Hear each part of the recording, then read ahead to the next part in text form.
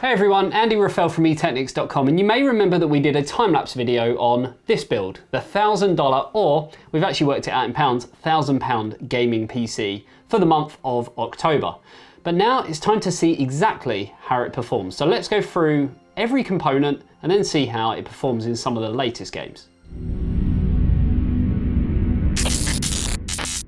So as I mentioned, this PC, we kind of set out to build something around $1,000, which currently with the exchange rate and everything actually comes out just ever so slightly less than £1,000. So depending on where you are, they're the prices that you're gonna pay. So let's talk through the components, starting with the chassis. So what we've got here is the AeroCool Player, a case that's basically very different to anything else that's out on the market. It actually reminds me a little bit of a PlayStation with kind of the cross on the front, but it does have lots of RGB elements on it as well.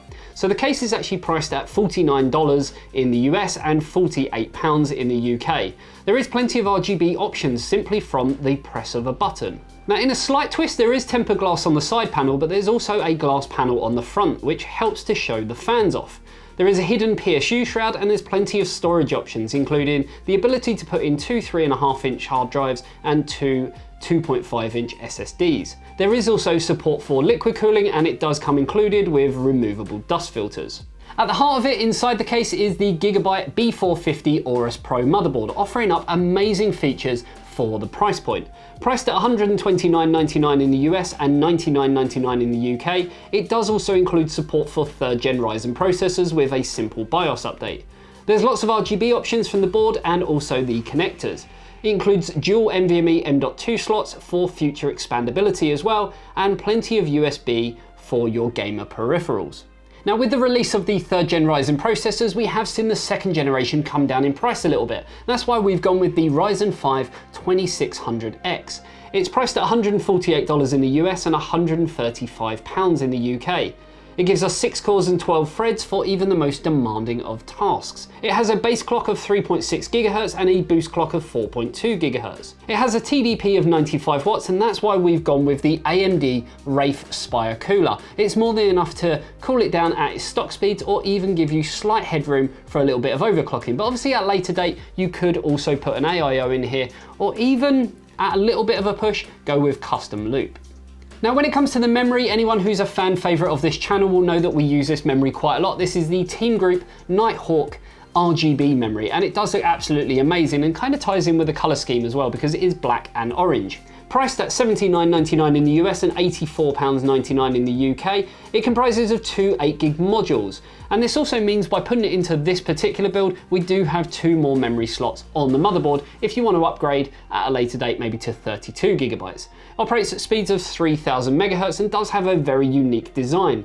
And of course, there's plenty of RGB which is controlled through the motherboard software. And as we know, RGB makes everything better. For the storage, we actually went with 2 different drives, one for the operating system and one for all of your latest and greatest games. So for the operating system, we've got the WD Blue 250GB SATA M.2 drive. Firstly, being an M.2 drive means that we haven't got to worry about any cables and connectors like we would with a conventional SSD. It just kind of cleans things up and makes it look a little bit tidier, but still offers them kind of fast speeds that we'd get from the SATA interface. It's priced at $47.68 in the US and £47.09 in the UK. Now the other storage device, we've stuck with WD and we've gone with their Blue 2TB drive. This is priced at $54.89 in the US and £54.94 in the UK. And being 2TB means that it's got plenty of storage for all of your games, music and anything else that you may want to put on there, if you know what I mean. Bow chicka bow wow. Now having all the storage for them games is great, but we need a graphics card to play them on. So we've actually gone with the EVGA GTX 1660 XC Ultra. Out of all of our testing, it's actually one of the best 1660s that we've looked at and offers a pretty damn good price point as well as a really nice design. In terms of the price, it's priced at $249.99 in the US and $229.99 in the UK. It does have a dual fan cooler, which keeps it cool and quiet. Having 6GB of GDDR5 memory means that even some of the latest kind of intensive titles are going to be absolutely fine on this that require that extra VRAM. Now, being a 1660 and having that 6 gig of memory means that this is going to be perfect for 1080p gaming and even a light bit of 1440p gaming, depending on the games that you're going to be running. Yes, you may have to turn down the presets to sort of medium to low settings, turn off some of the ambient occlusion, shadows and lighting effects, but you're still going to get really decent frame rates, which we will go through towards the end of this video. The other thing worth noting about that particular graphics card, based on its price point, it does actually give you a 3-year warranty, and as we know, EVGA have some of the best warranties in the business. To power this whole system, we decided to go with the Cooler Master MasterWatt 650 watt power supply. Now, this actually offers kind of your no-frills approach. It is bronze 80 plus efficiency and is priced in at $79.99 in the US and £83 in the UK. It's 650 watts, so it does give us a little bit of extra room for kind of future expandability if you wanted to upgrade your graphics card at a later date, or maybe even add in a bit more kind of storage to it, or even upgrade your CPU to something a little bit beefier along with that kind of more powerful AIO cooler. Now, the other cool thing about this power supply, especially at its price point, is the fact that it is semi-fanless. So as long as your load is below 15%, the fan won't actually kick in, which is perfect if you're just trying to, I don't know, maybe do a little bit of work, spreadsheets, browsing Chrome, that kind of stuff. It's going to be perfect and not make any undue noise. Now, as I mentioned at the beginning of this video, RGB makes everything better, makes it faster, harder, better, stronger. Love that song. But what you can see is that we've gone with the Thermaltake Duo, the Ring Duo fans. I'm not even sure why they've called it Ring. It actually has 2 eyes in it. Why would they even do that? But we've gone with the Duo fans, and what these actually come in is a triple pack, which come with 3 fans and the controller. But we've actually got 4 in here, so we've kind of priced it up for both kits so that maybe you want to sort of upgrade and put in a few more fans at a later date. That's entirely up to you. But the beauty of them fans is that it does have 2 rings, one with the outer ring and one with the inner ring, so you can get away with some really cool kind of lighting effects. Obviously, we've gone completely orange and then on the inside green, kind of reminiscent of Halo a little bit. Pricing wise on these fans, they are priced in at $109.99 in the US and £100 in the UK. As I say, it does come with the fan controller itself, which helps to plug in and sort of connect everything up to get them really cool lighting effects through the TT RGB Plus software. Now, you can do so many different lighting effects with these, and you get the choice of up to 16.8 million colors to choose from with the individual addressable RGBs on the fans. Now, without boring you any more about kind of, what's going on, I posted up lots of pictures about this on social media and everyone kind of agreed that it looked great. Some people weren't keen on the kind of green and orange color scheme, but I kind of think it works. And especially the fact that we're in October, obviously Halloween's coming up, I think green and orange really does hit the mark on that one. But it's all going to come down to performance and exactly how this does in some of the latest games. So I guess without further ado, let's run them glorious benchmarks.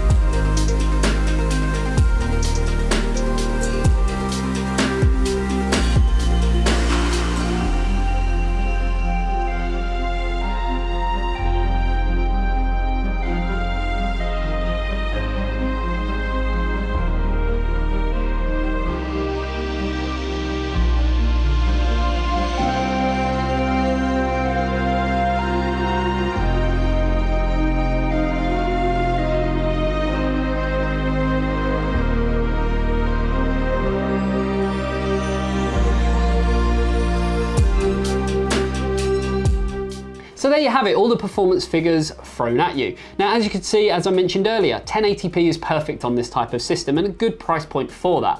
Obviously, you can pick up 1080p monitors fairly cheap, so trying to sort of build the whole kind of, system setup is going to be relatively cheap in the grand scheme of things. Yes, you could move up to 1440p gaming, but I probably would advise, as I mentioned earlier, bringing down that preset or just turning off shadows, lighting effects, ambient occlusion, that kind of thing, just to garner a few extra frame rates. Obviously, this all depends on what games you're going to be playing. So let me know in the comments section below. Would you buy this kind of system? And if you did, what kind of games would you be playing on it? Me personally, I'd be playing Apex and the latest Ghost Recon Breakpoint, which we have got some video content on as well, so be sure to go and check that one out. Let me know if you like these kind of videos as well, where we kind of build a system, do a time lapse. Definitely go and check that one out where you can see this all being built up, but then look at the performance figures kind of behind what we've actually built up and the reason why we've chose them specific components. Now, I do know that in the sort of comment section below, people are going to say, why didn't you go with a 2600 and add a better cooler? Honestly, I think the 2600X is a very, very well-priced CPU, so that's the reason I went with that. And there's nothing stopping you upgrading at a later date. If you're going to be buying this in the month of October when this is being filmed, then Christmas is right around the corner. Get it on your list and get your parents or your friends or your loved ones to buy you an AIO cooler, which will really set this apart. There you go, guys. Hopefully you enjoyed the video. If you did, you know exactly what to do, and I will see you in the next one. See you later, guys. Bye-bye. Adjusting them presets just a little bit, maybe turning off shadows, ambient occlusion, and I'll just spat everywhere. Ah, itchy nose. Now, being a 1660 hand, sort of be able to utilize some of the latest games that really require that extra VRAM. As long as it's below 15% load, which doesn't sound like a huge sort of lot, but a huge lot.